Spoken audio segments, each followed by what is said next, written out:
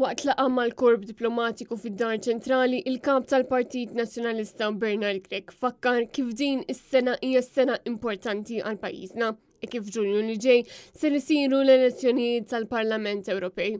Bernard Gregg qal li l-Partit Nazzjonalista kien dejjem partit li jemmen fl-abbiltajiet tan-nisa, tant li 4 mis-7 kandidati tal-Parlament Ewropew f'isem il-Partit Nazzjonalista huma nisa, fosthom il-President tal-Parlament Ewropej Roberta Metsola. Il-kap tal-Partit Nazzjonalista tkellem ukoll dwar il-gwerra li bħalissa għaddejjin madwar id-dinja u qal li jinsab imnikket li s-sena 2023 kienet iddominata mill-attakki tar-Russja fuq l-Ukrajna. Attakki li ħallew eluf ta' vittmi maqtula, midruba u nies mingħajr saqaf fuq rashom. Fid-dawn ta' dan kollu, Bernard Gregg ġeddet l-appell tiegħu sabiex ikun hemm waqfin immedjat mill-ġlied. Intant aktar kmieni il-korp diplomatiku iltaqa' ukoll mal-President ta' Malta George Vella u saħaq li minkejja li pajjiżna huwa pajjiż neutrali fil-Kunsill tas-Sigurtà tan-Nazzjonijiet Uniti, dan ma jfissirx li l-ħidma tal-pajjiż hija waħda passiva. Hekk kif fejn kien hemm bżonn li niddefendu u nikkritikaw, pajjiżna dejjem għamel hekk. Kien għalhekk li l-President mill-ġdid ikkundanna l-attakki tar-Russja fuq l-Ukrajna,